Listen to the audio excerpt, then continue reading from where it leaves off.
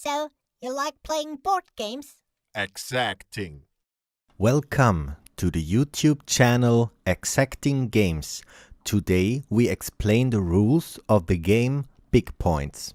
Inside of the cardboard box there are the game instructions, one staircase made out of cardboard parts that you have to assemble before the game, 5 playing pieces in the colors red, yellow, blue, purple and green.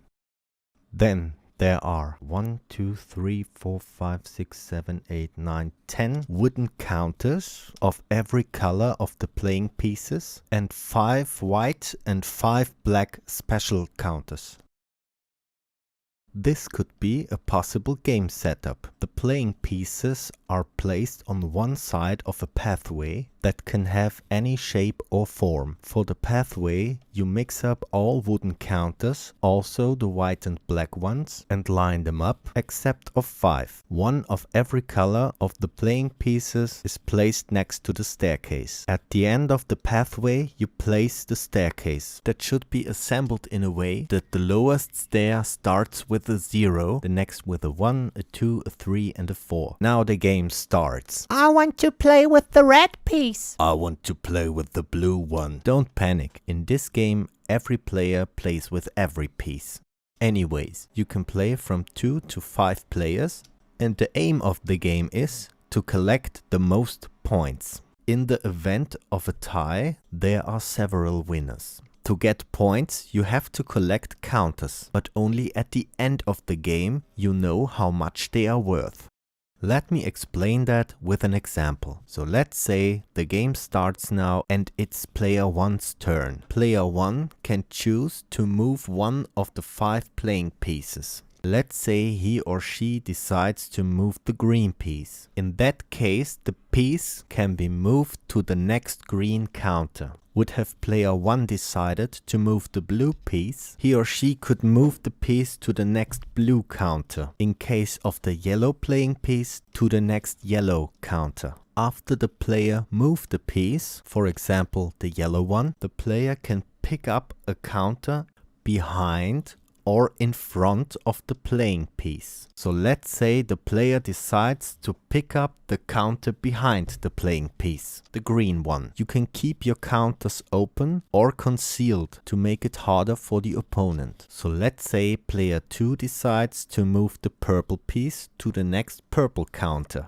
Because the counter in front of the purple piece is occupied, it is allowed to take the next free counter in front of the piece, or the next free counter behind the piece. Let's say player 2 decides to pick up the purple counter in front of the playing piece. It's again player 1's turn, but when he or she moves the green piece, the player can only pick up the next free counter in front of the piece. If you move a piece in front of the staircase, you only can pick up a counter behind the playing piece. Player 1 and 2 take turns till there is a piece in front of the stairway and no counter left to move to. In a case like that, shown by the red piece, a player can move the red piece on the staircase. When the player does that, he or she has to put the piece on the highest stair. The second piece that is moved on the staircase, for example the purple piece, has to be put on the second highest stair. When there is a playing piece on every stair, the game is over. The 4 on the highest stair means that in this case every red counter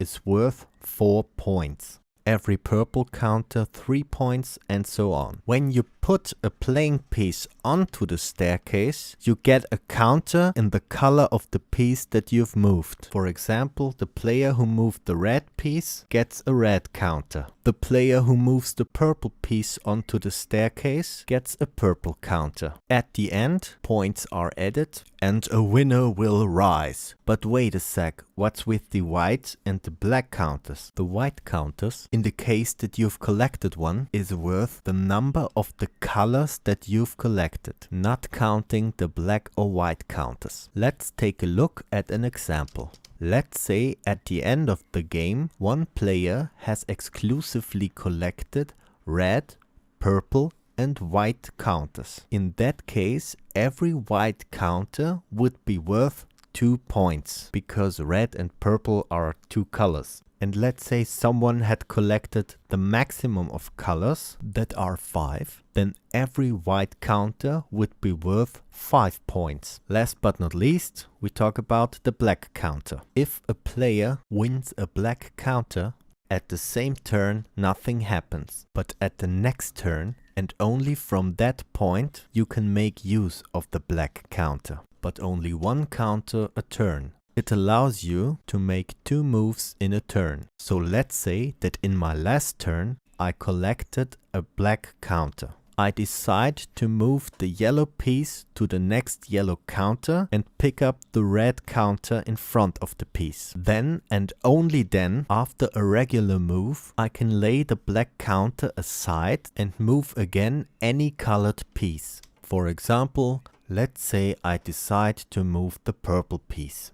But there is a second way to make use of the black counter. This case is very similar to the one before. I make a regular move, collect a counter, put the black counter aside and move again any colored piece, this time backwards to the next counter of the color of the playing piece, provided there is one. Now I repeat the rules for the black counter. If you won a black counter, you can't make use of it in the same move. You can use only one counter per turn. After you used a black counter, you have to put it aside. Before using a black counter, you have to make a regular move. Only then you can move any piece of color forward or backwards to the next counter of the same color, or respectively the staircase. If the game is over and you have a black counter left, it is worth 0 points.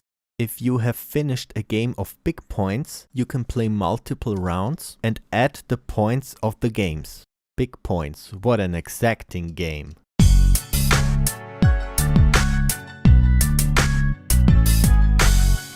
Exacting.